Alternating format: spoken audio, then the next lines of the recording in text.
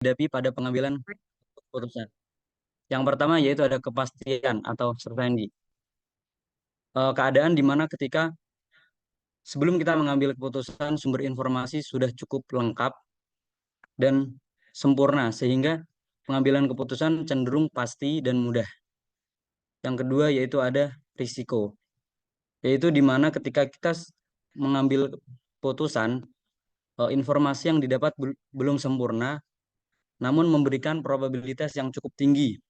Contohnya, ketika kita membeli suatu bidang tanah di daerah Jakarta, ketika informasi belum sempurna, namun ada kemungkinan atau probabilitas yang di mana harga tanah itu kemungkinan naik, tapi bisa juga kemungkinan turun. Nah, itu yang namanya keadaan resiko. Yang ketiga ada keadaan ketidakpastian atau uncertainty. Itu di mana ketika pengambilan keputusan itu belum sempurna dan probabilitas atau kemungkinan itu cenderung minim. Dan yang terakhir ada konflik, yaitu di mana keadaan ketika kita pengambilan keputusan ada beberapa kepentingan dari beberapa pihak, sehingga perlu dibuat suatu prioritas dalam pengambilan keputusan. Boleh di next.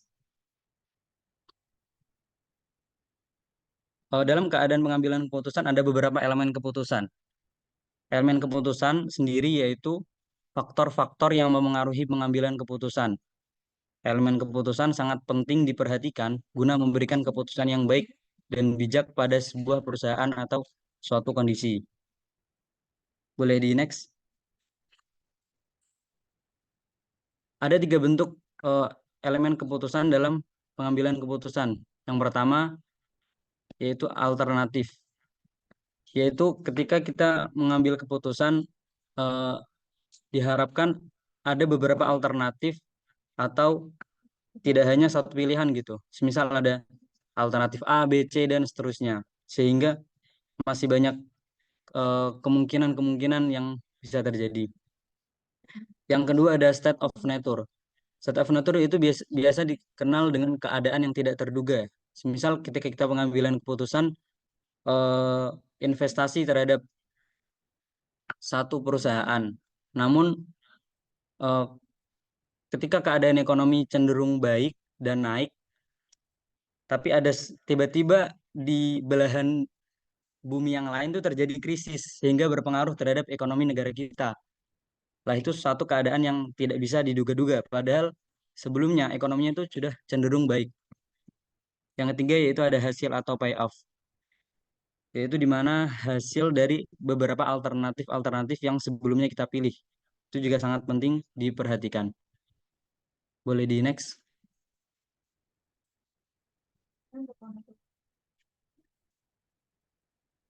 Selanjutnya dilanjutkan oleh rekan saya.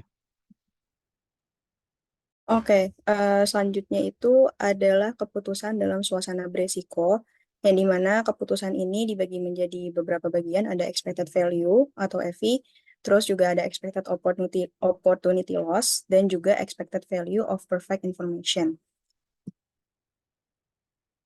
Yang pertama akan dijelaskan oleh saya yaitu adalah expected value, yang dimana expected value ini merupakan nilai yang diharapkan atau nilai rata-rata yang tertimbang dari payoff untuk setiap alternatif dengan probabilitas setiap peristiwa. Yang dimana pendekatan ini digunakan untuk membuat keputusan yang menguntungkan. Yang dimana tadi kan ada kata-kata payoff, yang berarti payoff ini merupakan nilai yang menunjukkan sebuah hasil yang diperoleh dari kombinasi suatu alternatif tindakan dengan kejadian tidak pasti tertentu berbentuk pembayaran laba, kenaikan pangsa pasar, dan lain sebagainya. Dan di sini ada rumus-rumusnya. Ini ada 2 bagian, tapi sebenarnya sama rumusnya. Jadi untuk yang pertama itu ada expected value sama dengan sigma PXI dikali dengan XI, yang dimana PXI ini merupakan probabilitas dari nilai ke I, sedangkan XI ini merupakan nilai ke I. Terus bisa disimpulkan bahwa rumusnya ini adalah expected value sama dengan payoff dikali dengan probabilitas dari sebuah peristiwa. Dengan contoh soal seperti ini. Jadi soal keputusan dalam suasana beresiko di sini nantinya akan dijawab dari expected value, opportunity loss hingga yang terakhir FP. Jadi soalnya itu adalah suatu perusahaan memiliki dana sebesar 10 juta rupiah dan ingin membeli saham dari 3 perusahaan berikut yang memiliki data kondisi baik dan kondisi buruk, yang dimana masing-masing probabilitasnya adalah 50%. Nah, untuk jumlah saham per lembar, total dividen, kondisi baik, dan kondisi buruk akan dijelaskan oleh rekan saya. Oke, baik. Terima kasih. Sebelum kita mencari expected value dan kawan-kawannya, kita mencari dulu nih jumlah saham per lembarnya berapa. Jadi untuk mencari jumlah saham per lembar, ini adalah kan ada 10 juta di sana.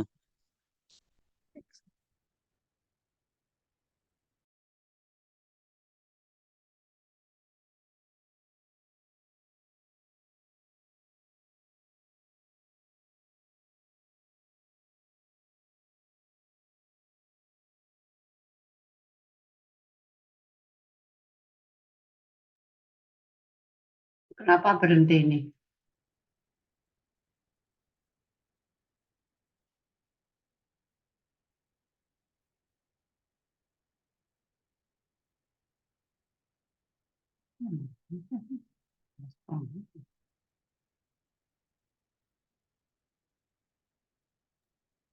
Maaf Bu, saya lanjut kawan-kawan. Di sini kan ada di sini kan ada 10 juta di sini. Untuk mencari jumlah saham per lembar yang sini, yaitu caranya dengan sama dengan yang 10 juta soal ini dibagi dengan harga saham. Ini ada 9.000. Nah, untuk lebih mudahnya, yaitu sebelum angka 10 itu dikasih dolar. Set. Sama sebelum A juga dikasih dolar. Kita enter. Nah, di sini jumlah sahamnya sudah terlihat ya. Habis itu kita drag ke bawah. Hmm. Setelah diketahui jumlah saham per lembar, kita bisa mencari total dividen pada kondisi baik, yaitu dengan cara sama dengan jumlah saham dikali dengan dividen per lembar yang 400 ini. Itu di enter. Di sini kita bisa drag ke bawah. Begitu pula dengan mencari total dividen pada kondisi buruk. Caranya sama. Sama dengan terus jumlah saham dikali dengan dividen per lembar pada kondisi buruk. Di enter. Setelah itu kita drag ke bawah.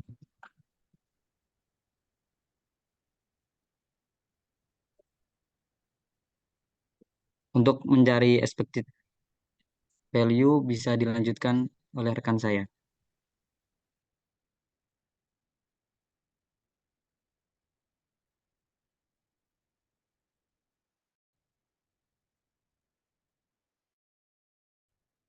Oke, tadi sudah ditotalkan oleh Zidna terkait dengan total dividen juga dari kondisi baik dan juga kondisi buruk.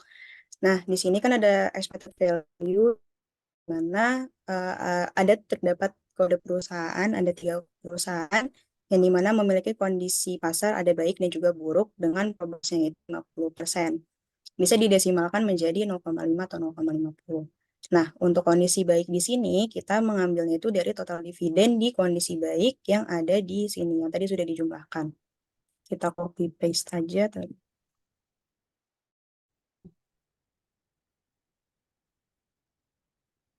Dan juga sama dengan yang ada di kondisi buruk, jadi kita ambil dari total dividennya, kita copy, lalu kita paste di sini. Dan untuk menghitung expected value-nya, tadi kan payoff dikali dengan probabilitas. Jadi caranya itu sama dengan dalam kurung, karena di sini ada kondisi baik dan kondisi buruk, atau ada 2 kondisi, maka nanti akhirnya akan ditambah. Jadi di kondisi baik dulu di perusahaan pertama, terus dikali dengan probabilitasnya itu 0,5. 0,5, sorry, tutup kurung, terus ditambah dengan sama perhitungannya di bagian kondisi buruk. Dikali 0,5. Enter. Nah, nanti kita bisa langsung drag aja ke bawah. Karena di sini expected value itu mau mengambil yang nilai yang paling besar untuk dipilih, maka di sini nilai yang paling besar expected value-nya itu adalah di perusahaan BPKP. Kita bisa highlight di sini. Oke, untuk selanjutnya akan dipaparkan oleh rekan Jadi saya. kesimpulannya Pak Aisyah, dengan angka 7 yang kamu blok itu artinya apa itu? Diberi kesimpulan. Yang Kan, penting karena makna dari itu apa angka-angka itu, gitu. Kamu tuliskan di sebentar. situ kesimpulannya apa? Jadi kesimpulannya eh, lebih banyak karena di sini kan mau membeli saham ya Bu. Perusahaan ini mau beli saham dan expected value itu kan mau mengambil yang lebih untung gitu. Nah, di sini perusahaan BBKP memiliki nilai yang lebih besar.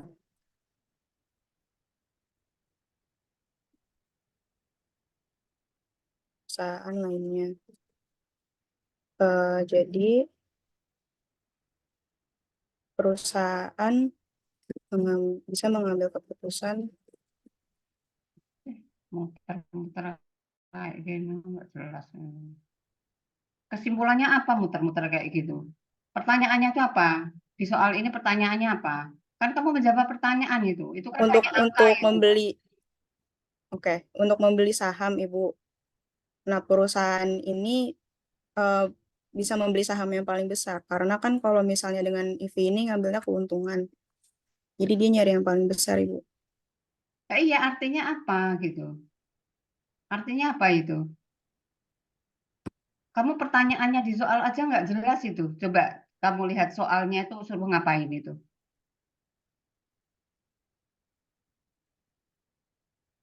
Nah, Suatu pertanyaannya apa? Kan nggak perusahaan ada itu. Mana? Pertanyaannya apa? Ini ingin kan membeli web saham saja ini. ini, Bu. Mana pertanyaannya apa?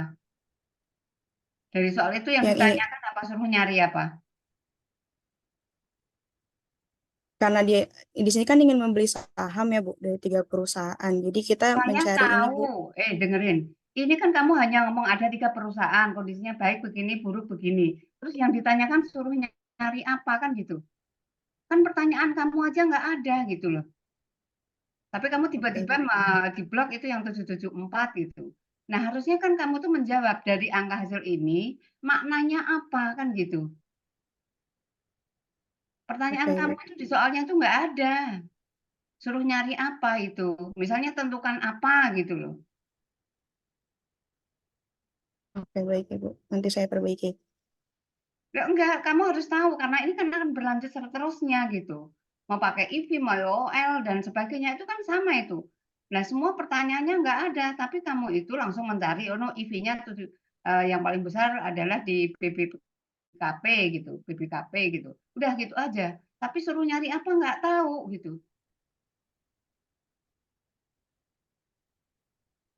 Kan harusnya pertanyaannya jelas dulu. Coba yang lain itu.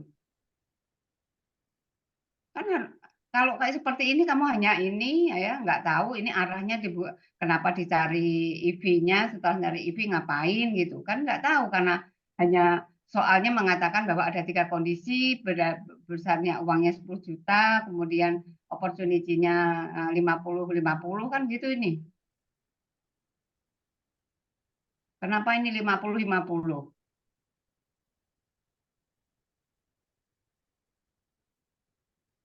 Kenapa probabilitasnya 50%? Karena kayak jadi saya sempat lihat beberapa soal, Bu. Jadi sesuai probabilitasnya itu memang sesuai dari soalnya. Lah iya kenapa itu kamu bisa menentukan 50 itu pertanyaan saya.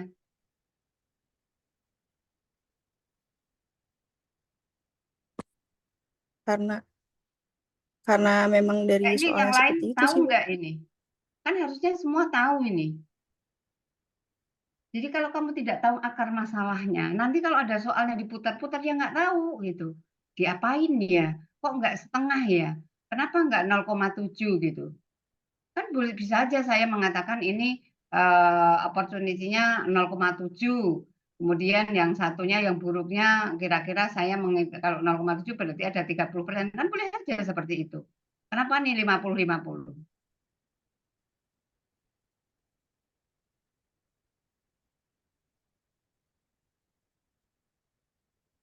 Jadi konsepnya harus tahu dulu. Karena konsepnya nggak jelas sehingga soalnya tiba-tiba pokoknya dia hantam aja dicari EV-nya yang paling besar gitu. Sementara di pertanyaan kamu, di soal kamu tuh nggak lengkap. Yang ditanya aja nggak ada gitu loh. Coba kamu scroll ke atas itu. Ada nggak pertanyaannya dari soal itu? Nggak ada loh. Kan ini, dananya 10 juta, membeli saham dari 3 perusahaan. Kondisinya apa? Baik dan buruk. Masing-masing probabilitasnya 50%. Iya kan? Iya, Bu. Nah, terus pertanyaannya itu apa? Suruh nyari apa gitu loh. Coba yang lain ini. Tadi siapa tadi yang laki tadi? Kamu kan juga ngitung kan? Zidnan tadi.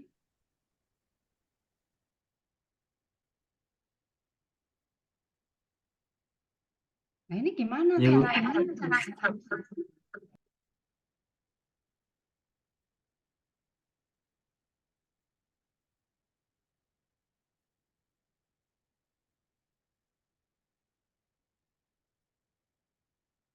Kan harusnya ada perintah nyari apa dulu gitu. Kayak matematik itu, cari ini nilai X1, X2 misalnya. Atau gambarkan grafik dari persamaan ini misalnya. Atau ini ada bahan buat ini misalnya. Kan gitu. Ini kan nggak ada gitu. Terus yang dicari apa? Tiba-tiba kamu ngambil EV gitu.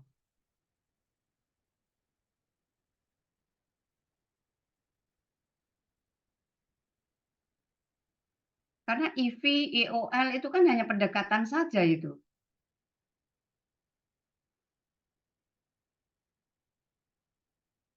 Coba yang lain ini anggotanya. Waduh, parah ini. Makanya cari informasi yang benar. Orang bisa mengerjakan soal, akan menjawab apa itu kan kalau ada perintahnya. Kalau nggak ada perintahnya gimana mau diapain kan nggak tahu gitu.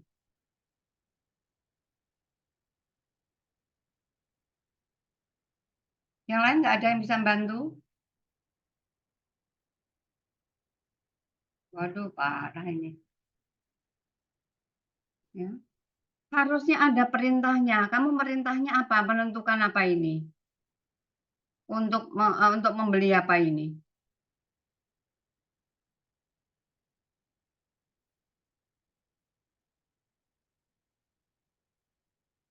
Untuk beli saham, Bu. Ya iya, harusnya melihat dari 3 perusahaan. Berarti kan harusnya yang kamu kan mengatakan di sini EV itu untuk mencari apa itu? Pendekatan untuk mencari apa? Yang paling Yang paling menguntungkan atau untung. yang risikonya? Nah, Mm-mm. harusnya kan tentukan saham dari perusahaan mana yang paling menguntungkan. Pendekatannya pakai Oke, apa? Bu. Pakai EV. Harusnya kan begitu. Jelas sehingga. Oh, dengan begini karena EV itu harus dia yang dicari nilai EV itu yang paling besar, itu yang akan kita pilih. Kan gitu harusnya. Pertanyaannya aja nggak ada, gimana kamu bisa jawab kayak gini? Gitu. Ya. Oke, Bu. Tambahkan itu di soalnya. Orang tidak akan bisa mengerjakan apa-apa kalau seperti ini. Tiba-tiba dibuat kotak aja seperti itu, tabel aja seperti itu, terus dihitung, tapi nggak tahu arahnya kemana. Karena kalau saya katakan ini pakai penggunaan IUL kan akan berbeda lagi caranya.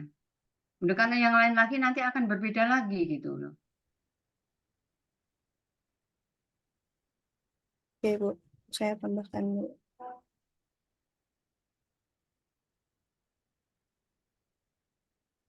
Di soal kamu itu yang harus kamu tambahkan. Perintah itu kan yang mengarahkan kita mengerjakan seperti apa, milih soal, milih rumus yang mana, kan gitu.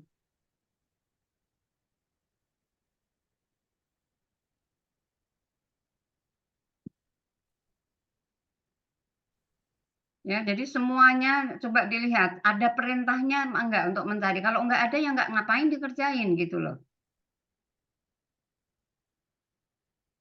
Nah, kalau saya gampang aja, saya kalau saya beranggap ya berarti kamu nggak tahu arahnya itu kemana, konsepnya nggak ma- nggak memahami gitu aja. Ya. Orang nggak ada pertanyaan tiba-tiba dicari IV-nya, kemudian dia menentukan BPKP-nya yang paling baik gitu. Nah, menentukan BPKP itu kan berdasarkan apa? Oh, pendekatannya pakai IV, syaratnya kalau IV apa? Kan harusnya begitu itu. Kok bisa keuntungan? Kamu kok bisa keuntungan sih?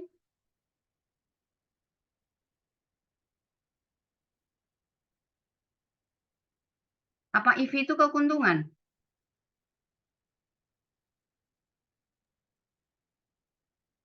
Sebenarnya buat lihat untung dan ruginya, Bu. Cuman kan nanti pada akhirnya juga Kan dipilih itu yang paling besar syaratnya. gitu, Bu. Yang kamu ini kan mau membeli sahamnya,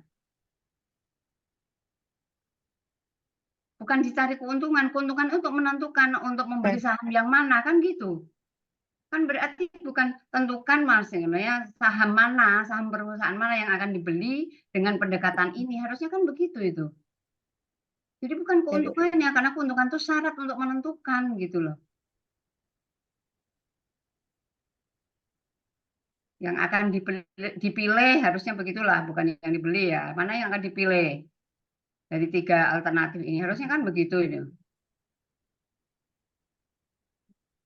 Ngerti ya? Jadi kamu itu harus paham konsepnya seperti apa.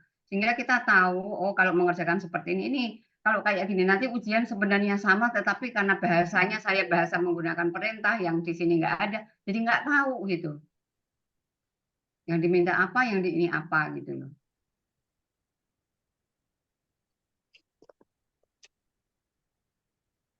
Oke, makasih, Bu. Jadi untuk yang berikutnya tolong itu diperhatikan ya.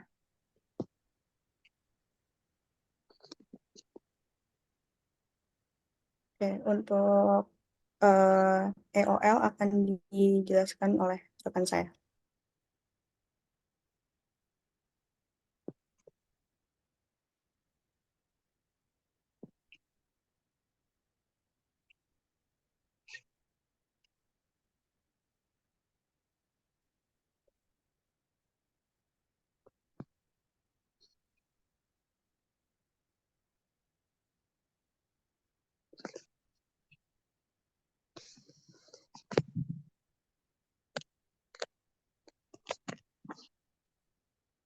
Baik, selanjutnya adalah opportunity loss atau L. Itu di Zoom Jadi itu nggak ada kelihatan ekspektasi. itu, kecil sekali ya. Kan kamu kelihatan di situ itu. Oh ya, sebentar.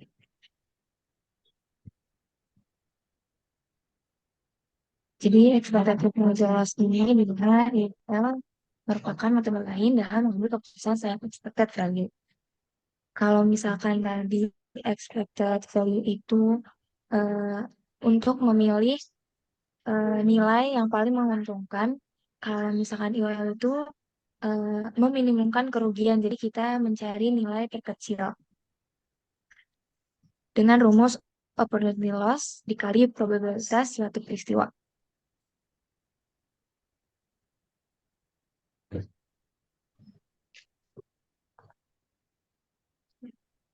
Gimana sih? Itu ya.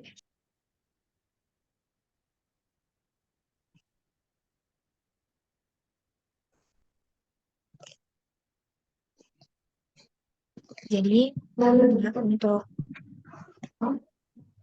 IOL kita sama kayak Aisyah sebelumnya, kita ambil dari soal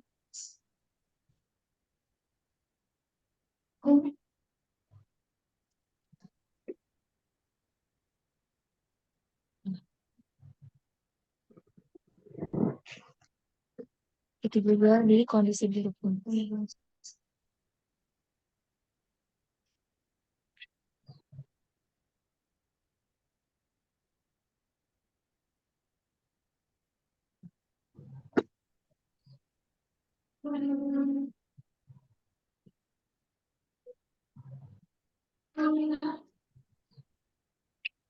Lalu untuk menentukan lagi OL kondisi baik itu dengan cara eh, nilai si kondisi pasar ini,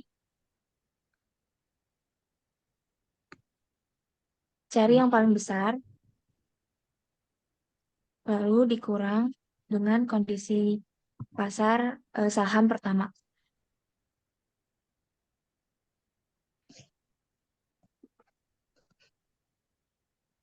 Begitu juga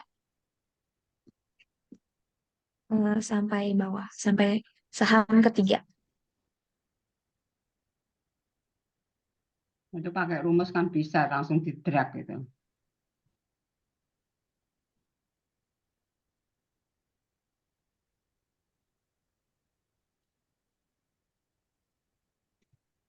Begitu juga untuk pada kondisi buruk.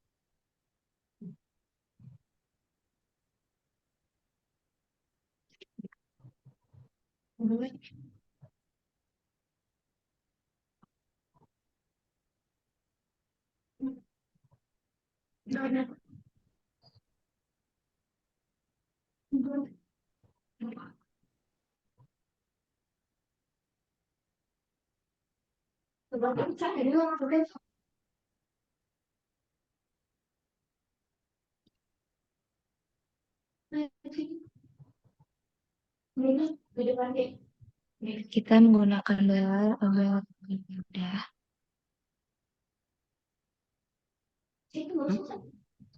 Mana sih? Wait, wait.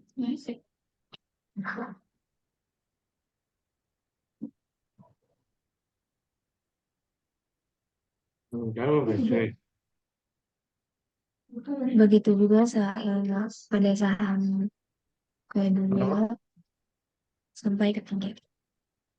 Oh ya udah, cukup. Lalu Nah, untuk IOL-nya berarti kan kondisi IOL kondisi baik eh, dikali dengan angka 5 sama kayak yang di sini. Opportunity loss dikali sama probabilitas suatu peristiwa. Berarti kondisi baik atau opportunity loss kondisi baik. Gunakan tutup kurung, buka kurung, lalu eh, dikali ini si 0,5 itu, lalu ditutup kurung, dikurang, ditambah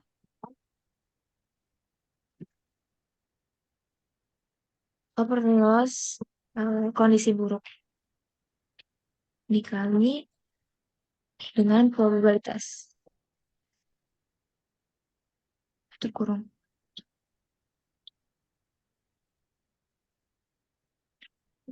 Berlaku sampai perusahaan ketiga juga.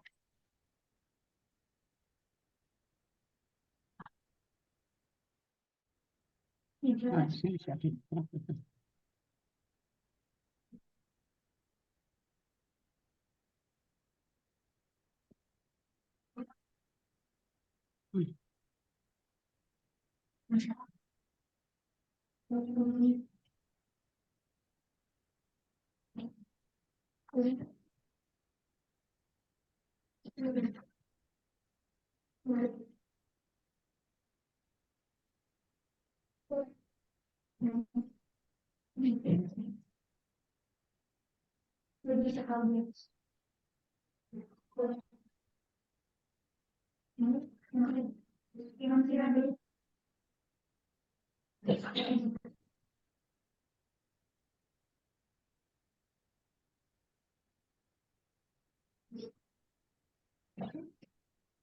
Siapa gak rumus itu tidak gampang. Ibu nggak bisa kalau Riza.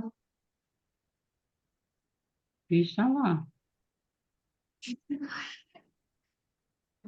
Bentar Ibu. Bentar Ibu.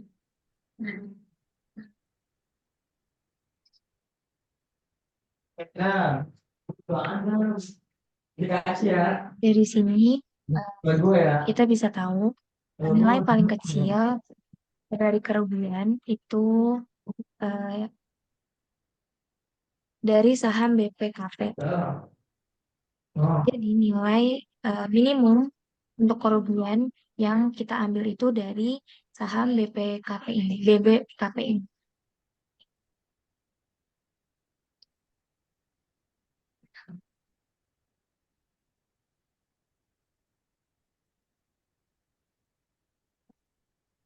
Pertanyaan saya, sama nggak antara EV sama IOL? Kenapa Ibu? Sama nggak ini? Mas, masih itu, Mas. Atau perbedaannya apa pendekatan antara EV dengan IOL? Kalau IOL itu kan dia menentukan nilai si minimum kerugian itu di saham di beberapa saham ini, ketiga saham ini kan kalau expected value itu kan dia nilai paling besar atau keuntungan paling besar yang diambil Terangannya belibet banget sih. Kalau EV, kita gitu. memilih saham itu dilihat dari keuntungan maksimalnya. Tapi kalau IOL itu risiko terendah. Itu aja. Ini kan ininya IOL-nya kan paling rendah kan IOL tuh. IOL itu kan apa? Iya. Loss L-nya itu kan loss-nya itu. Loss itu berarti kan resiko. Resiko kerugiannya itu paling kecil mana? Ya BPKP ini kan gitu. Kalau tadi keuntungannya mana? Antara I dengan IOL. Nah, kamu tuh harus bisa mencari seperti itu sehingga kamu nggak usah ngapalin gitu. Kalau kamu ngapalin, oh nah ini nanti yang ini kayak apa? Ngomongnya ribet lah, padahal sebenarnya sederhana sekali gitu ya. Kalau yang satu adalah dilihat dari keuntungannya yang paling besar mana, yang satu risikonya paling kecil itu aja. Kalau UOL, kan Pak pegang aja, L itu adalah loss. Loss itu kan artinya hilang kan? Berarti itu resiko. Resiko paling kecil ya berarti di BPKP ini. Dilihat dari si EV, berarti dilihat dari keuntungannya. Kan gitu aja sebenarnya ini konsepnya. Ya, jelas semuanya? Oke, next. Selanjutnya akan diterangkan oleh rekan saya. Tadi kan dia geser, Cak. Yang bagian itu.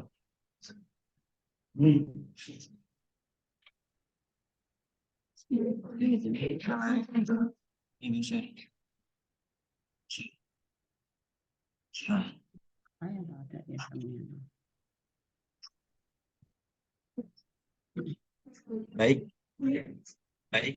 Nah, di sini saya akan menjelaskan mengenai expected value of perfect information atau FV. Jadi expected value of perfect information ini merupakan istilah dalam teori pengambilan keputusan yang mengestimasi Ini nilai kenapa yang sih bisa satu didapatkan dengan satu informasi. satu ini dari berbanyak orang ini? Kamu Apa, Bu? pakai ininya siapa ini? Laptopnya siapa? Oh, laptopnya si Aca, Bu. Lah ya kan jadi nggak tahu kamu tuh siapa gitu. Semuanya dipakai Aisyah itu. Emang kamu nggak punya laptop? Oh, ini udah banget. Apaan sih?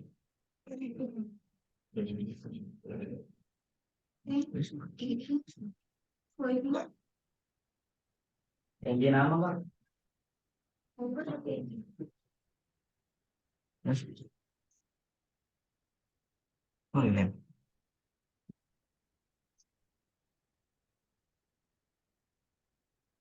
Kenapa ada item-itemnya semua banyak ini kayaknya? Aduh. Oke, sudah, Bu.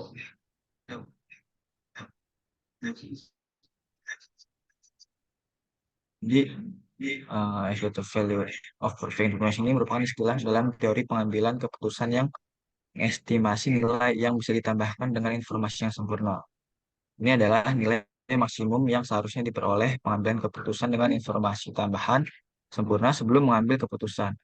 Perhitungan FP ini melibatkan perbandingan antara keputusan terbaik dengan informasi yang ada saat ini dan keputusan terbaik dengan informasi yang sempurna.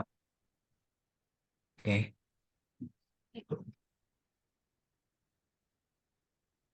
Nah, sini nanti saya ada contoh soalnya.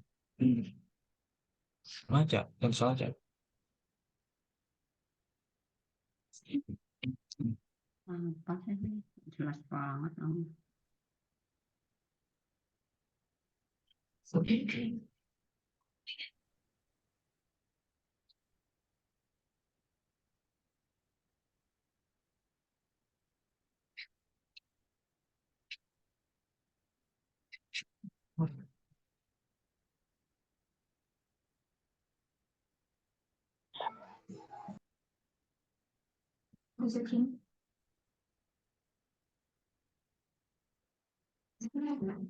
Oke, jadi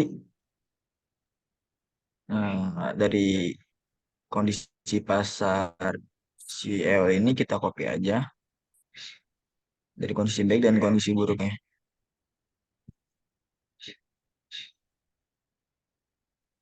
Nah, terus kita tempel sini. Nah, itu. Nah, jadi yang terbaik pada pasar baik adalah perusahaan BBKP karena nilainya paling besar.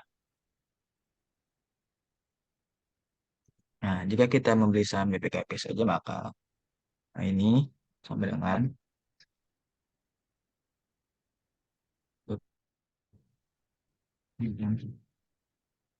dikali 50%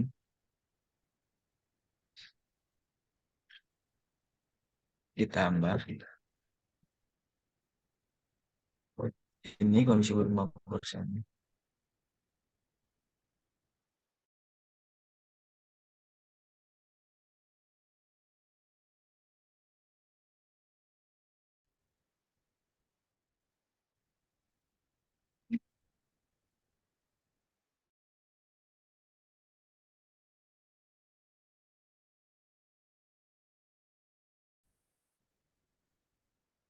Nah, tetapi jika kita membeli saham BBKP dan Bapak sekaligus dengan catatan ada informasi yang lebih sempurna yaitu ini.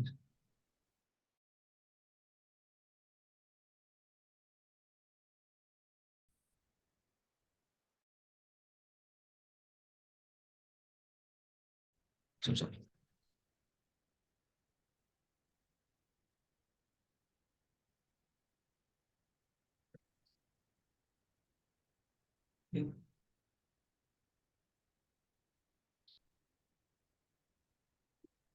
Ditambah yang paling besar.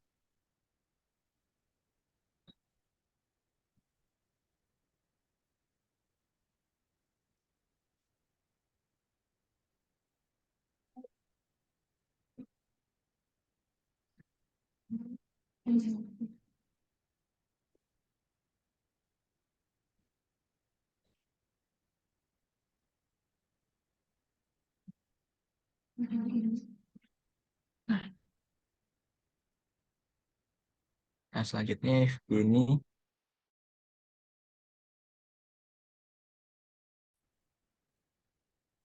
FIF dikurangi. Nah, sila segini.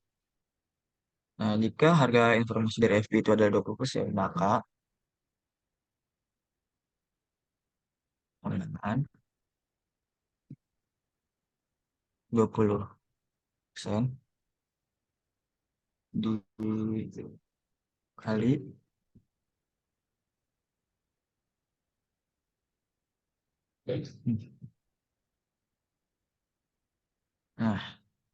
nah, jika terus dividen bersih tambahannya yaitu hasil dari ini, hasil dari ini, hasil dari FP dikurang 20% ini.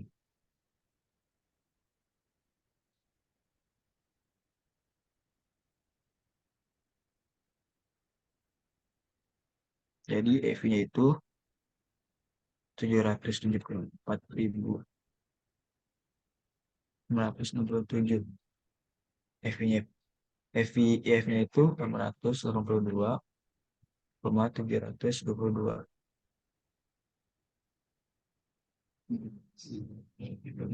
Terus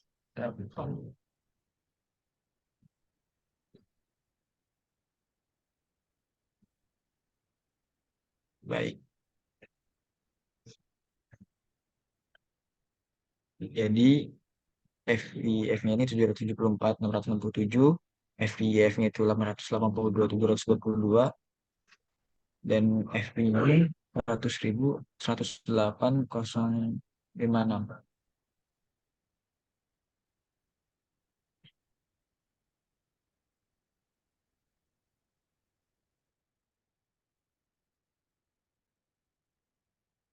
Ya, terus kesimpulannya apa? Jadi kesimpulannya ini eh,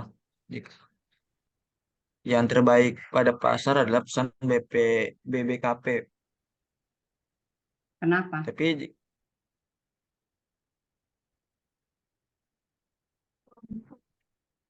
karena apa yang menguntungkan? Dari mana kamu tahunya? Karena si BBKP ini dalam kondisi baik. Ya mana kamu kok bisa mengatakan itu? Buktinya apa? Ini, Bu. Loh, kamu mencari FV, kemudian FP itu untuk apa? Kok kamu melihat di situ? FP itu untuk mengetahui apa?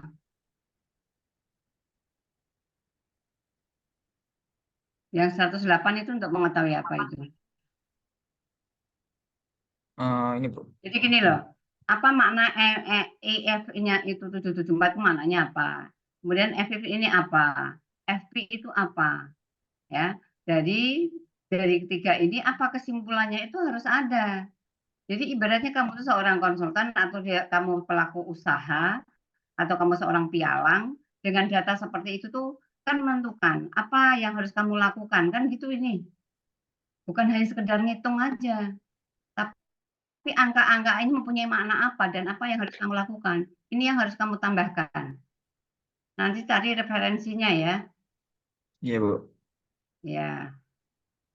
Oke, next. Oke, selanjutnya akan dilanjutkan ke rekan saya.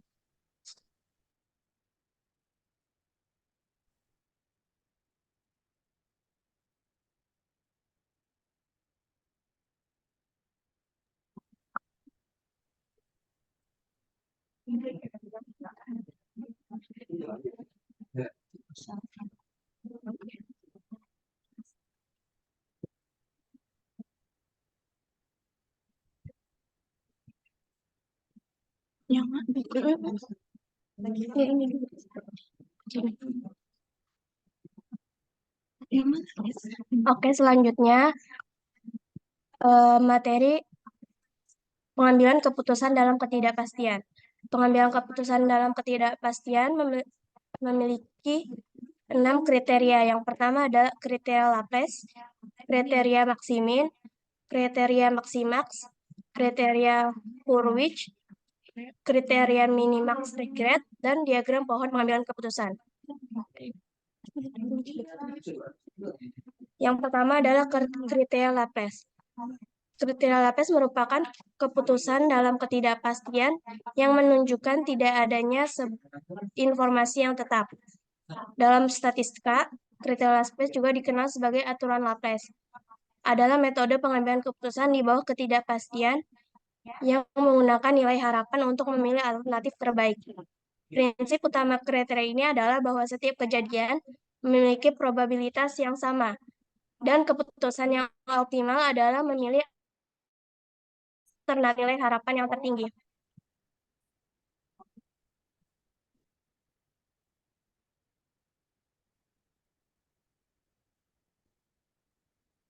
Baik, di sini ada soal seseorang ingin membeli saham dari 3 perusahaan.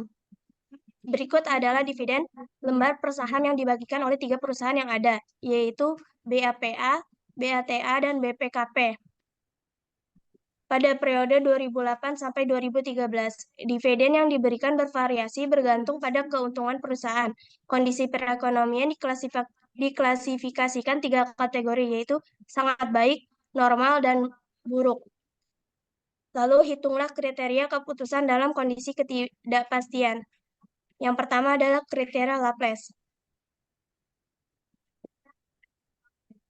Nah, di sini pada kriteria Laplace terdapat 3 perusahaan dengan jumlah saham per lembar 1,111, 541, 333, dan dividen per lembar 400, 2.000, dan 4.463.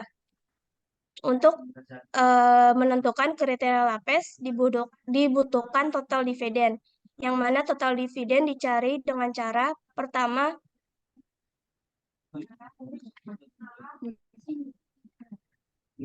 perusahaan pertama jumlah sahamnya dikali dengan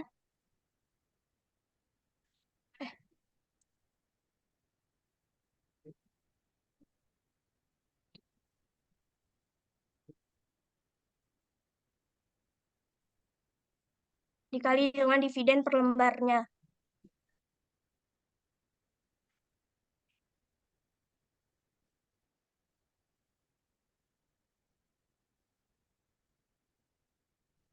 Lalu yang kondisi kedua yaitu kondisi normal juga seperti itu.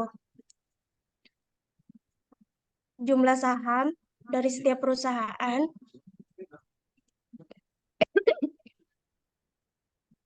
dikali dengan dividen per lembar kondisi normal.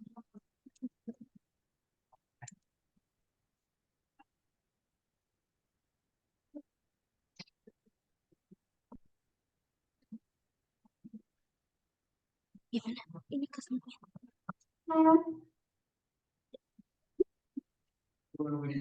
Lalu yang ketiga, kondisi buruk juga seperti itu.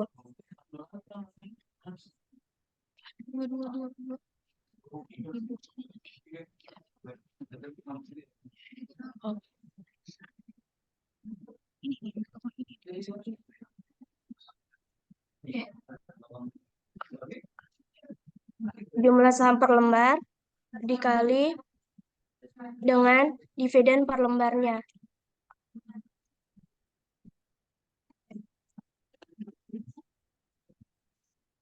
Setelah diketahui total dividen setiap perusahaan, lalu kita mencari EV untuk kriteria Laplace.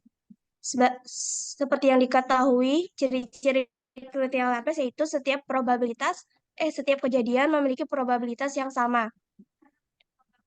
Karena di sini ada 3 kondisi atau 3 kejadian, kondisi sangat baik, kondisi normal, dan kondisi buruk, maka probabilitasnya yaitu 1/3.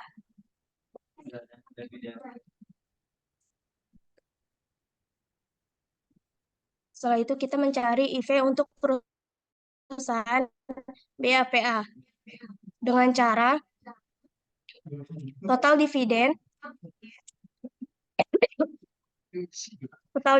setiap kejadian atau kondisi sangat baik dikali dengan 1/3.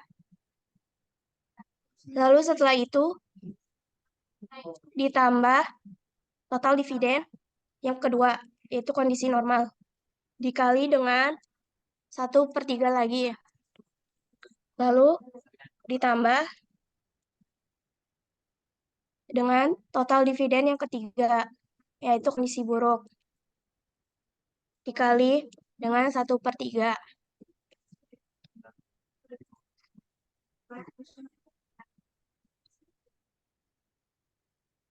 Setelah diketahui setiap total IV dari setiap 3 perusahaan, maka keputusan yang diambil dalam kriteria Laplace ini adalah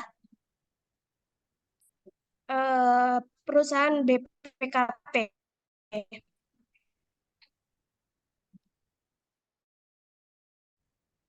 Tertinggi.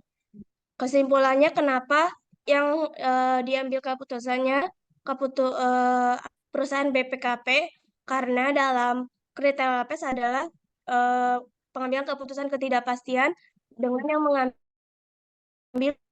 termasuk ke dalam keputusan yang rasional dan optimal.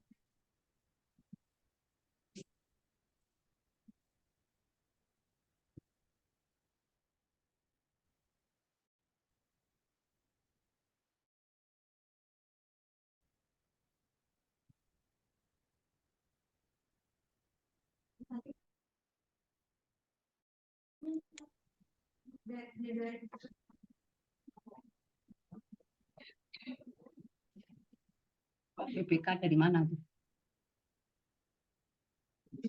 Eh,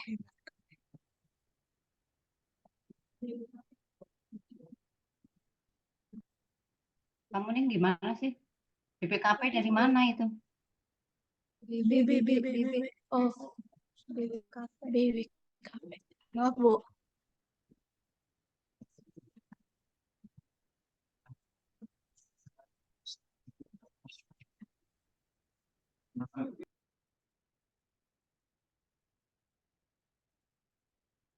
Oke, selanjutnya akan dijelaskan oleh rekan saya.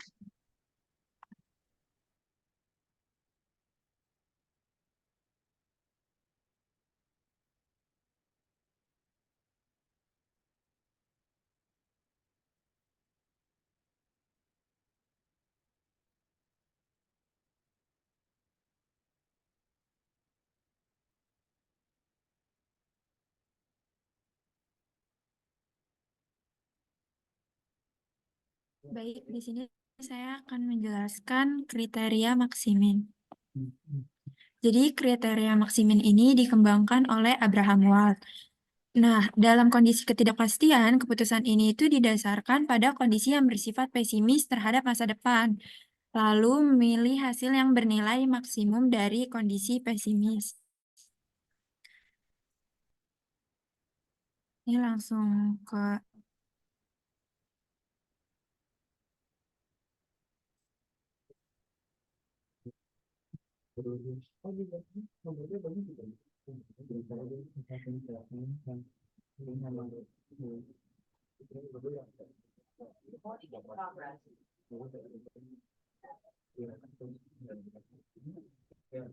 bentar. Eh, ini langsung kita ke pengerjaannya.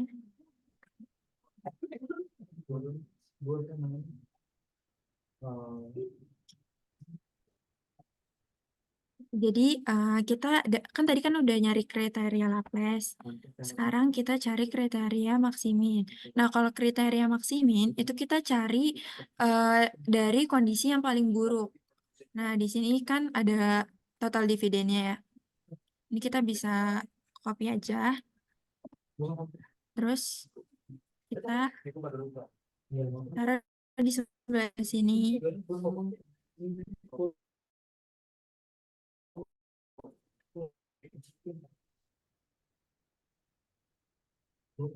Nah, ini udah ketemu. Dan kita tentuin nilai yang paling besarnya. Nah, nilai yang paling besarnya itu ada di saham BAPA sebesar 277.778.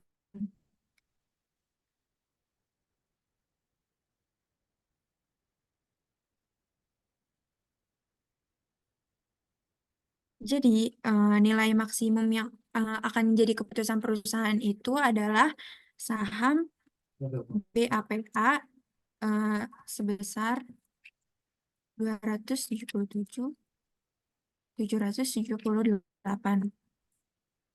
Karena kondisi saham ini itu yang paling maksimal dari kondisi yang buruk gitu. Nah, terus kelemahan kriteria Maximin itu juga dia tidak memanfaatkan seluruh informasi yang tersedia yang merupakan ciri pengambilan keputusan yang modern. Untuk kriteria selanjutnya akan dijelaskan oleh rekan saya.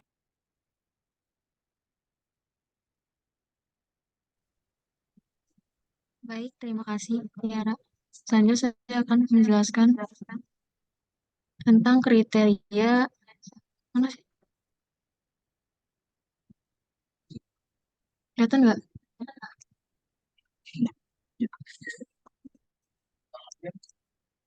Kriteria maksimaks ini atau kriteria optimis adalah teknik yang digunakan untuk membuat keputusan di bawah ketidakpastian, yaitu dalam pembuatan keputusan tersebut menghitung hasil terbaik yang mungkin untuk setiap alternatif keputusan dan kemudian memilih keputusan yang memiliki hasil terbaik semaksimal mungkin. Kriteria ini digunakan oleh pengambil keputusan yang optimistik dan berani mengambil resiko. Lanjut saja ke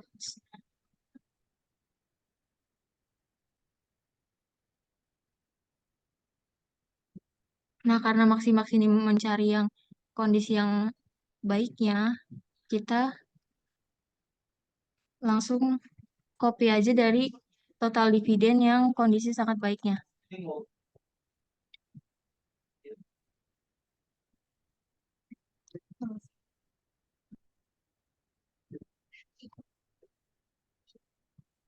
Setelah itu kita cari di antara ketiga perusahaan ini, si perusahaan mana yang maksimal atau yang terbaik, yang nilainya lebih besar, yaitu dari BPKP. Jadi nilai yang akan menjadi keputusan dalam pembelian saham dari ketiga perusahaan adalah saham dari perusahaan BBKP.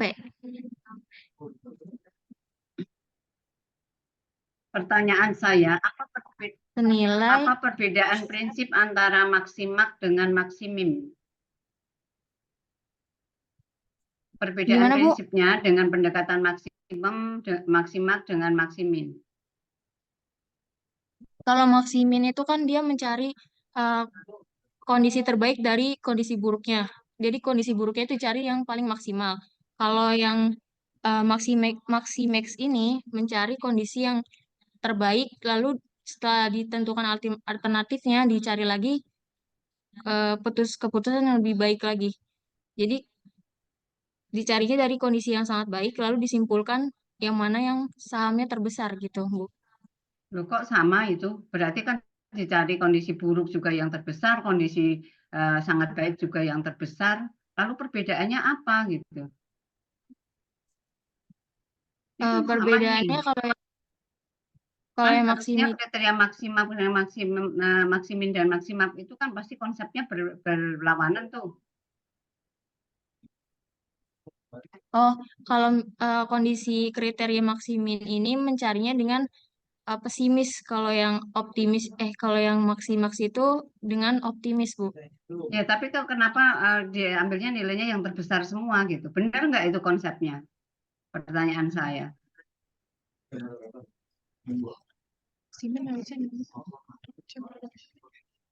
Beda, Bu. Kalau yang maksimin ini kan diambilnya dari kondisi terburuk. Kalau yang kriteria maksimaks yang saya kerjakan Ya, ini yang kan kondisi nilai dari kondisinya kan sama-sama diambil yang terbesar gitu loh. Iya kan? Iya, Bu. 277 itu angka dari mana itu? Coba Dari yang tadi siapa itu Tiara itu. 277 itu kamu ngambilnya dari mana itu angka itu? eh, saya ngambilnya dari kondisi yang itu, Bu, yang paling buruk, Cara mencarinya, paling besarnya dari kondisi yang paling krisis. cara mencari 277 dari mana kamu? Kan kamu tadi hanya ngopi aja kan? Caranya gimana? Enggak, kamu cari coba dari mana? Kan kamu tadi cuma ngopi, ya kan? Tadi ini kan kondisi buruk, ada jumlah ada harga saham sama dividen per lembarnya itu dikali, Bu. Dikali apa? Eh, Jumlah saham dikali dividen per lembar dalam Nah, kondisi itu kan buruk. Nah, itu kan kamu kan ada perbandingan 0,7 dan 0,3 itu untuk apa itu?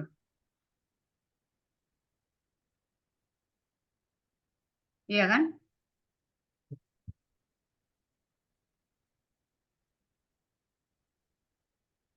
Yang mana, Ibu? Nah, itu kamu itu yang sepertiga itu apa itu? Oh, itu Ada tulisan sepertiga itu. kriteria Laplace, Bu. Nah iya, Laplace itu sepertiga. Ada nggak pengaruhnya dengan maksimum dan maksimal? Itu pertanyaannya.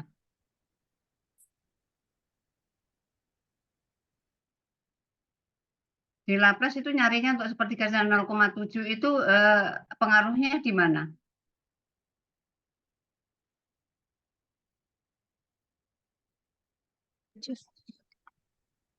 Coba tadi yang Laplace tadi.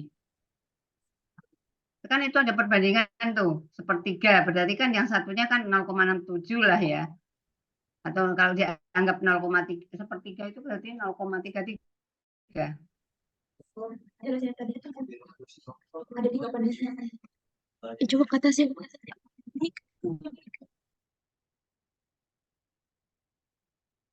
Itu IV-nya nggak ada.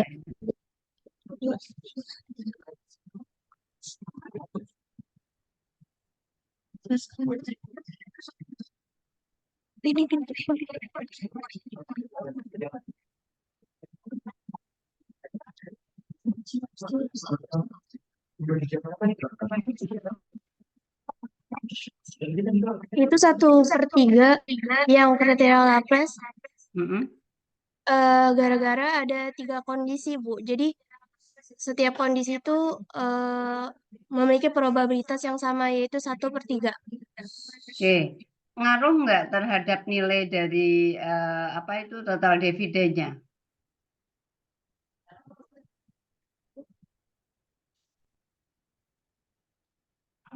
Ngaruh nggak?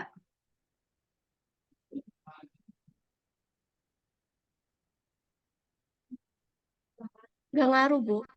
Karena 1/3 itu dibuat dicari di menentukan IV-nya, Bu. Ya, jadi sepertiga itu tidak ngaruh terhadap nilai total karena itu kan hanya menentukan bahwa kemungkinannya saja kan itu.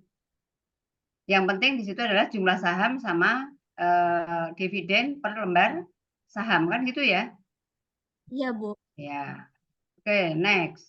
Itu yang penting saya kamu tahu gitu ya. Jangan nanti itu berubah. Ini kebetulan kan ada 3 kondisi. Nanti kalau ada 5 kondisi kamu, oh lu kok ini kalau 5 kondisi gimana ya? Sama aja gitu, nggak ngaruh gitu angka itu. Karena itu hanya menunjukkan peluangnya saja gitu.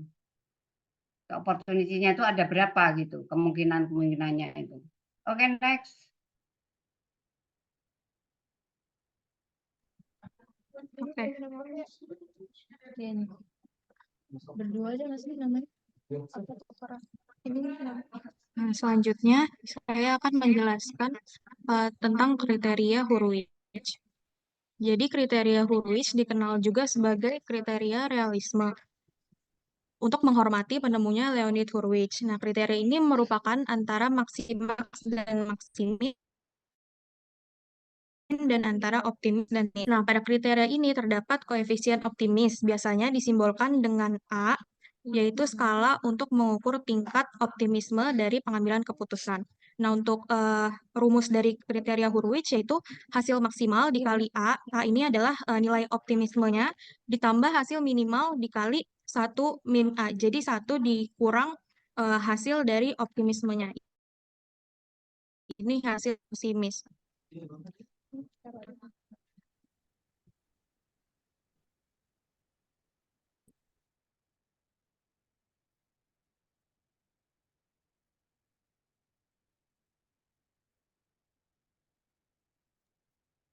Nah, lalu untuk menghitungnya ini yang kondisi sangat baik itu diambil dari kriteria maksimin dan yang kondisi sangat baik ini diambil dari kriteria maksimak dan yang kondisi buruknya itu diambil dari kriteria yang maksimin. Nah, untuk menghitung kriteria Hurwitz itu kita harus tahu koefisien optimismenya itu kita permisalkan dia 0,65 dan koefisien pesimismenya itu seperti tadi yang ada di rumus 1 min A. Jadi dia ini 1 kurang 0,65 sama dengan 0,35. Nah, untuk bentar, menghitung ini harusnya dari awal sudah dikatakan nilai optimisnya berapa. Ya, atau nilai pesimisnya berapa. Tidak tiba-tiba kemudian Memisalkan nilai pesimisnya, nilai objektifnya sekian, nilai pesimisnya seperkian gitu ya. Jadi di soal dari awal itu harusnya sudah ada ya, besok lagi kalau buat soal ya. Ya, iya benar, aku perbaiki. Nah, Oke. jadi untuk menghitung nilai FI-nya ini sama dengan kondisi sangat baik dikali dengan nilai optimismenya bisa 0,5 atau 65%, terus ditambah kondisi kondisi buruknya dikali nilai pesimisnya yaitu 35% atau bisa juga 0,35.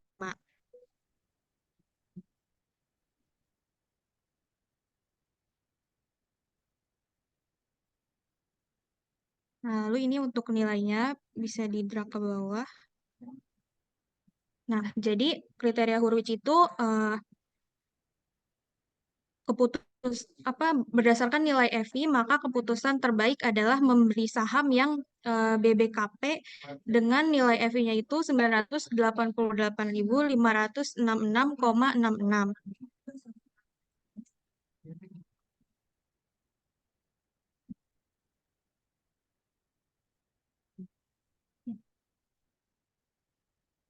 Nah, jadi kesimpulannya dalam kriteria Hurwitz ini mencari nilai FI yang tertinggi yaitu yang 988.566,66.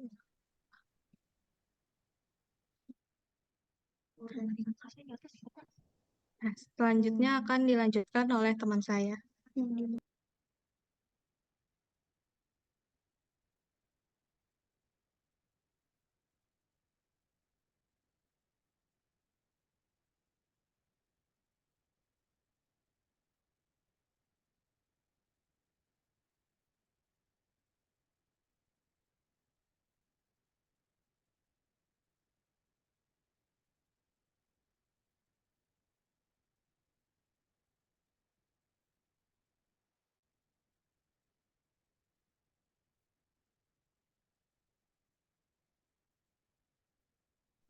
Oke, selanjutnya adalah kriteria minimax regret.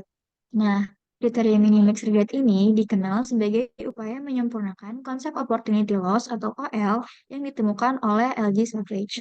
Dalam pengambilan keputusan, kriteria ini memiliki prinsip menghitung regret atau penyesalan akibat tidak mengambil keputusan yang maksimum pada setiap kondisi opportunity loss atau OL. Inti dari kriteria ini memilih alternatif dengan regret minimum, melakukan yang terbaik saat kondisi yang terburuk, atau meminimalisir penyesalan terbesar yang mungkin terjadi. Nah, kriteria ini menekankan pada OL, nilai hasil atau payoff yang tertinggi diberikan nilai 0, dan nilai lainnya merupakan selisih antara nilai alternatif tertinggi dengan nilai pada alternatif tersebut. Atau dengan biar mudah, jumlah digit atau opportunity loss didapat dari payoff max dikurang payoff alternatif untuk peristiwa tersebut.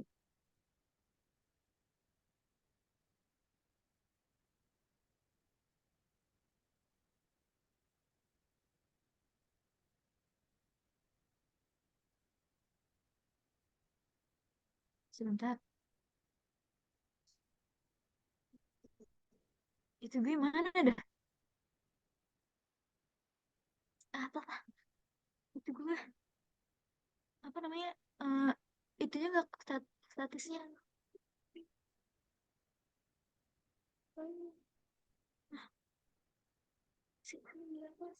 Nggak kelihatan.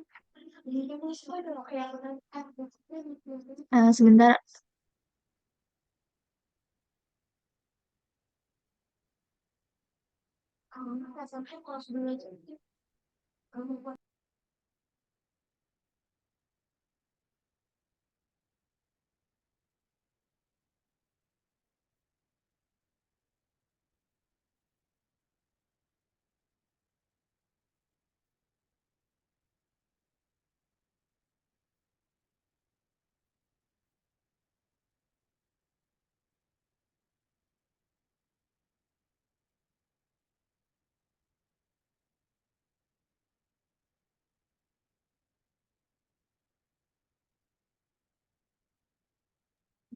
Oke, apakah sudah terlihat?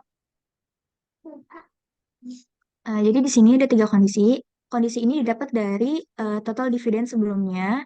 Ada yang kondisi sangat baik, kondisi normal, dan kondisi buruk. Nah, tadi yang sudah saya jelaskan, kalau kriteria minimax ini kan didapat lebih fokus ke opportunity loss-nya. Jadi kita hitung opportunity loss-nya dengan mengurangi payoff max-nya atau nilai yang lebih besar. Itu nilai yang lebih besar itu dijadikan 0 karena nilai yang lebih besar ini lebih eh, akan menyebabkan penyesalan yang lebih besar gitu. Jadi ini diskon di sangat baik ini ada di perusahaan BBKB itu yang memiliki nilai yang lebih besar. Maka dikurangi dengan kondisi di setiap perusahaannya atau alternatif perusahaannya. Nah, untuk lebih mempermudah, kita bisa tambahin dolar. Nah, lalu otomatis di drag ke bawah.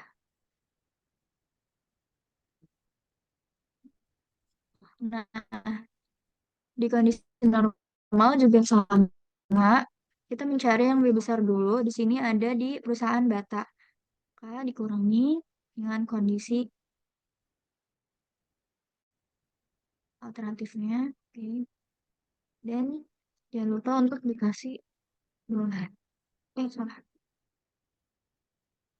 Lalu bisa langsung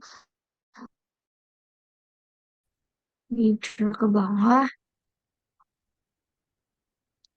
Perusahaan Bapak. Lalu kita kurangi.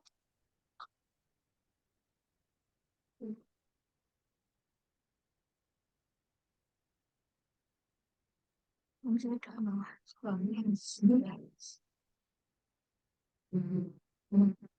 Nah, selanjutnya, setelah kita mengetahui opportunity loss-nya, kita bisa menentukan kriteria minimax regret-nya. Nah, kriteria minimax regret-nya ini kan tadi menentukan yang paling minimum atau yang paling sedikit atau yang paling yang tidak menyebabkan penyesalan terbesar. Nah, di sini kita bisa lihat dari opportunity loss-nya. Di kondisi sangat baik, itu ada nilai yang paling besarnya dulu kita taruh di sini. Itu sebesar 1.143.22. Lalu di sini di perusahaan Bata itu ada yang paling besar 406,586 dan yang terakhir itu ada di kondisi buruknya ini 216,11. Nah, selanjutnya kita menentukan nih nilai yang paling minimum di antara ketiga ini. Nah, kita bisa lihat kalau yang paling minimum ini ada di Benar. perusahaan Itu BBKP, kenapa? yaitu Halo, 200 sebesar halo, 200. halo. Itu coba kriteria maksimal di grade itu. Kenapa untuk kondisi baik dua-duanya dicantumkan? Yang satu 1043 sama 406. Maaf Di Bu, nggak normalnya jelas. mana saya nggak tahu. Kok nggak ada? Nggak ada apanya Bu? Kamu lihat di kriteria minimax grade itu. Itu kan 1043 itu. Iya, Kenapa seperti itu? karena kita kan grade itu kan mencari yang lebih minim dari nilai yang lebih besarnya. Nah,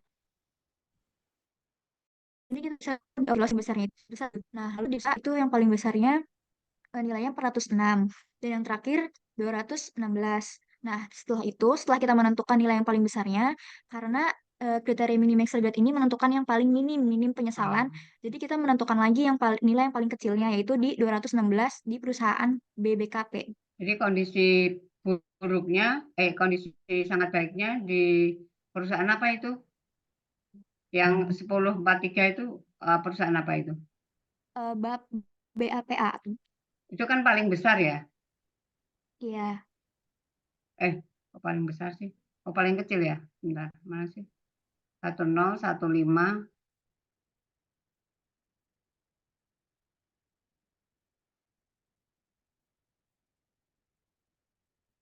Satu ini 0, terus itu berapa itu? 21. Coba lihat di kriteria-nya. Tertutup itu. Geser ke kiri. Geser ke kiri. Ah ya Tuhan. Kamu geser ke kiri itunya. Loh, kok nggak dilakukan sih?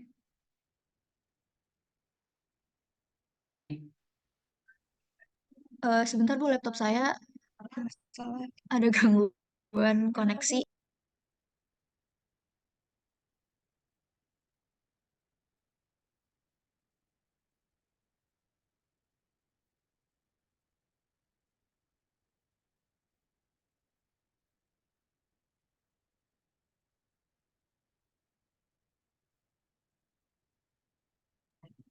Ya maaf sebelumnya laptop saya terkendala sinyal. Boleh diulang Bu tadi pertanyaan? Ini yang pertama ini perusahaan. Oh, nah gini kan kelihatan ya. 1,9 ini paling kecil sama 2 ya oke. Nah, berdasarkan kriteria minimax rate ini, keputusan yang terbaik itu untuk membeli saham BBKP, teman-teman. Bisa kita ubah. Kenapa? Karena rate-nya yang Terendah. ya.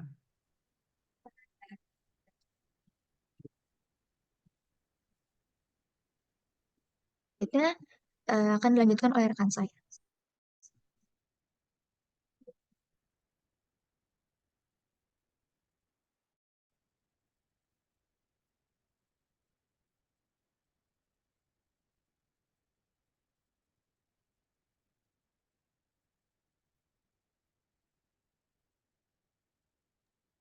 Baik, selanjutnya saya akan menjelaskan diagram pohon pengambilan keputusan. Jadi, pohon keputusan ini digunakan jika pengambilan keputusan harus dilakukan secara bertahap.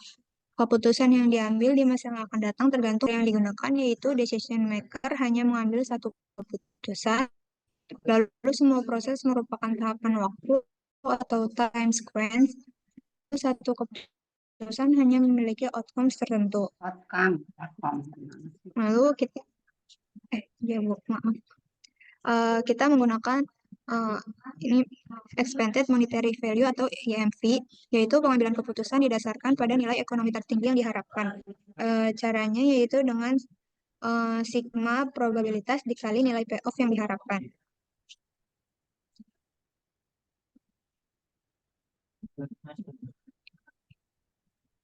Baik, jadi di sini saya akan menjelaskan pengerjaan dengan menggunakan diagram pohon keputusan. Jadi caranya yaitu nilai payoff dikalikan dengan probabilitasnya. Teman-teman. Coba Begitu juga yang ini. payoff-nya itu jangan 50%, tapi misalnya 0,7 dengan 0,3. Optimisnya 0,7.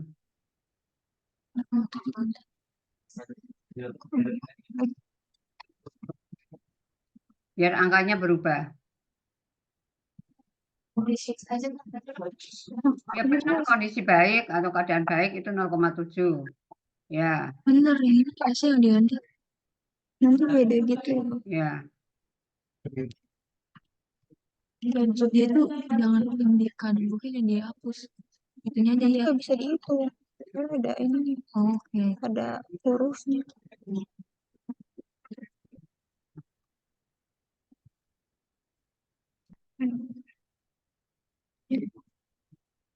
Baik, ini Loh, terus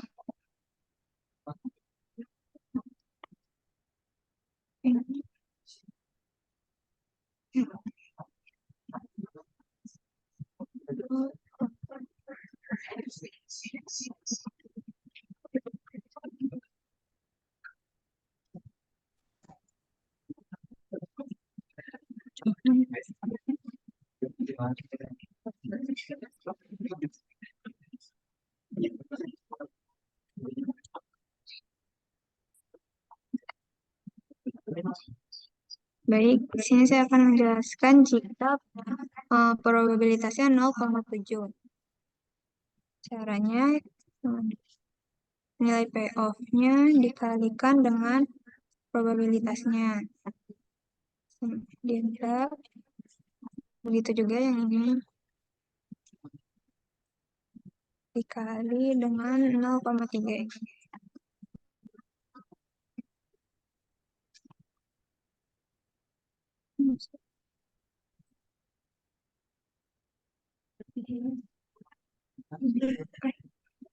Langsung ke setutupnya.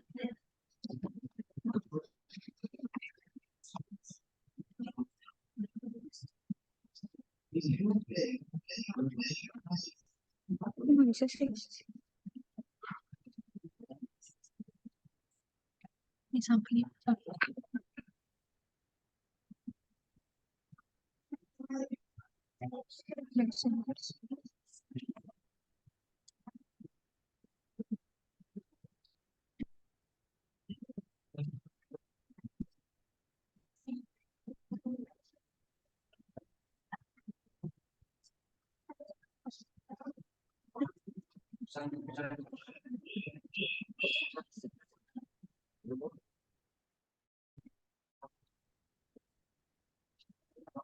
Salah.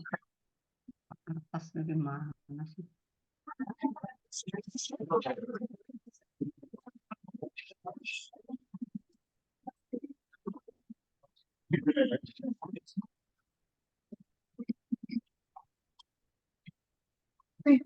ini ada ini ya.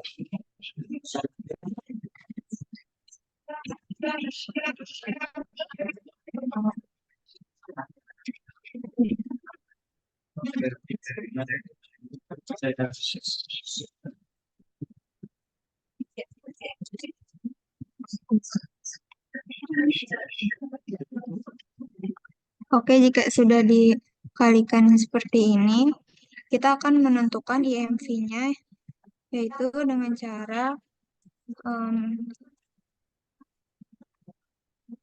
yang keadaan baik ditambah dengan keadaan buruknya.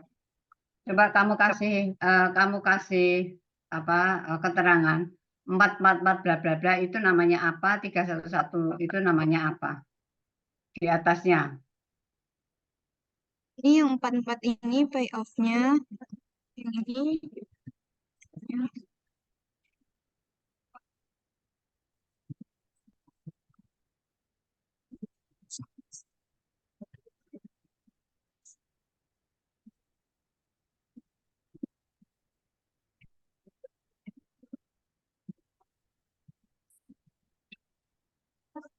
Ya namanya apa kok payoff kali ini gimana sih? Namanya apa itu? 311 itu namanya apa kok payoff kali?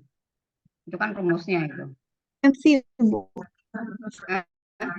Tulislah.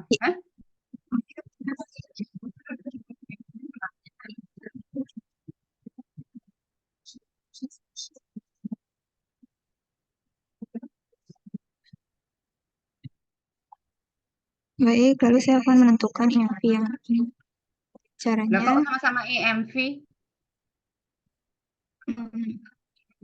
Itu ini itu IMV. Bedanya apa? yang ini sigma, Bu. Jadi ini ditambahin IMV yang kondisi baik ditambah dengan IMV yang kondisi buruk. Jadi harusnya ada total dong, bukan sama IMV. Kalau IMV masing-masing kondisi baik dan buruk, nah itu kan totalnya itu. TIMV harusnya kan begitu itu. Total IMV.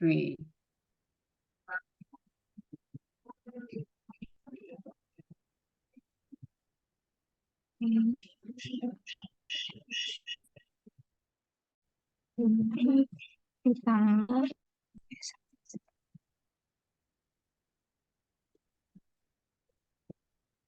begitu juga yang bawahnya.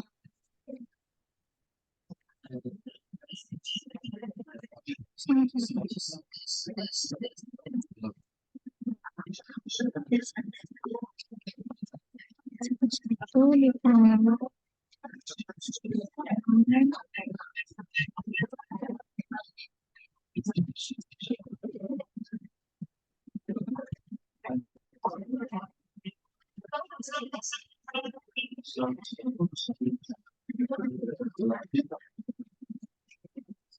Nah, jadi dari cara yang ini kita mengambil total IMV yang paling besar yaitu BPKP. Jadi saham yang akan dibeli oleh perusahaan adalah saham dari BPKP. Hasil keputusannya kita taruh di sini.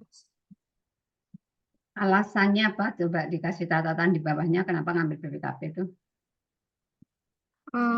Karena saham pada perusahaan BPKP ini dibeli karena paling menguntungkan di antara ketiga saham lainnya. Ya, karena apanya? Karena nilai apanya yang terbesar? Atau ditunjukkan oleh nilai apanya? Gitu. Saham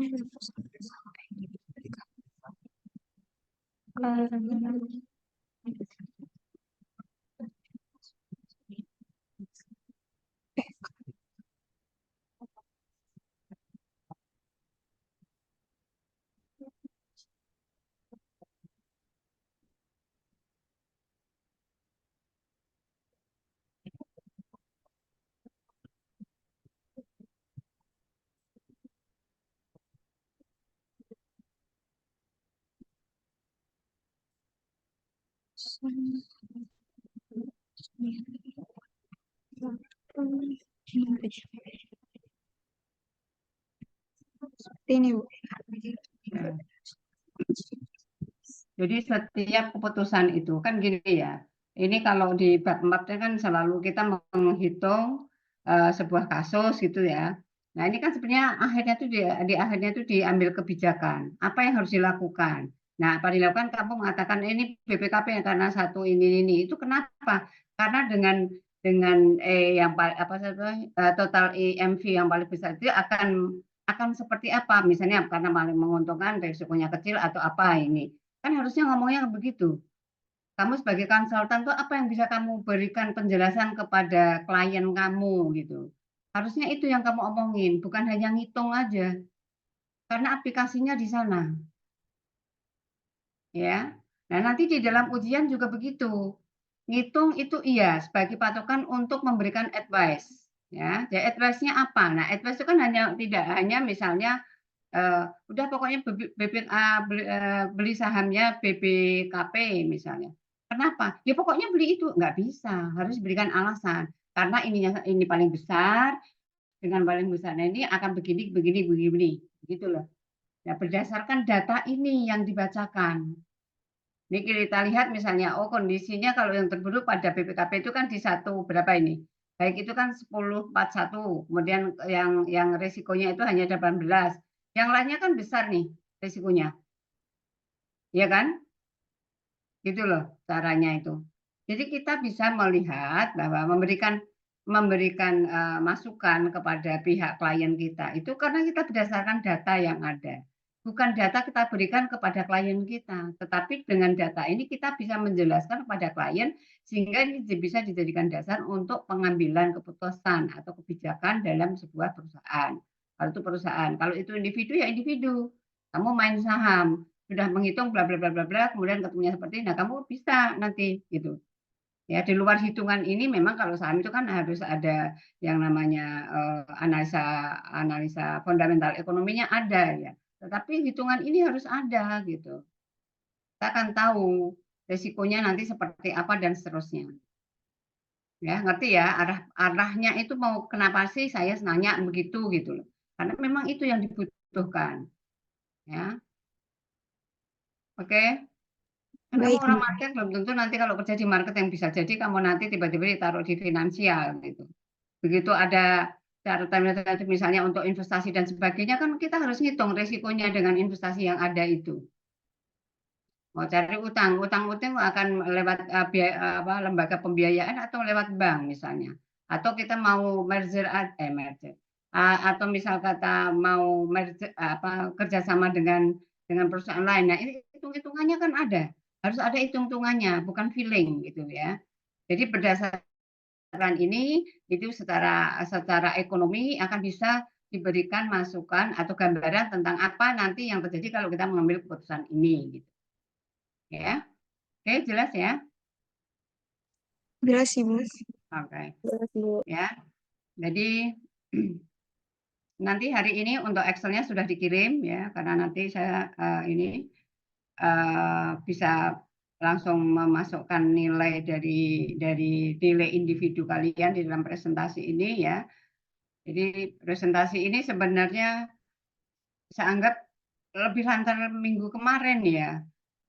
Nggak tahu karena kenapa gitu. Kemudian gini, untuk ini berarti di kelompok 1 kan saya anggap kemarin kan belum presentasi ya, karena semua hanya membaca gitu ya. Tapi kalau kamu mau seperti itu aja, saya nggak masalah, saya mau senang gitu, saya malah nggak perlu ada pertemuan gitu ya. Tapi yang nilainya minimal gitu. Kalau hanya presentasi membaca saja kan, nah SD juga bisa ya, ngasih 50 aja udah bagus gitu ya.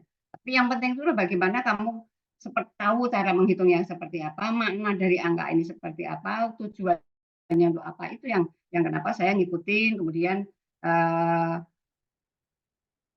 kita bisa melihat sebenarnya seberapa besar kamu menguasai tentang materi yang menjadi bagian kamu gitu aja gitu, ya.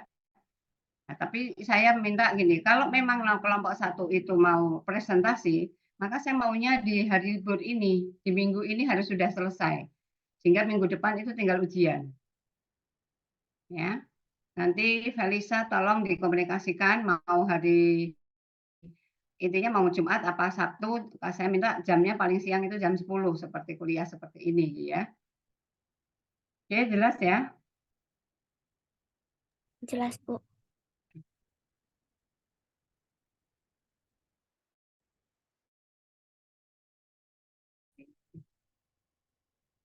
Nah,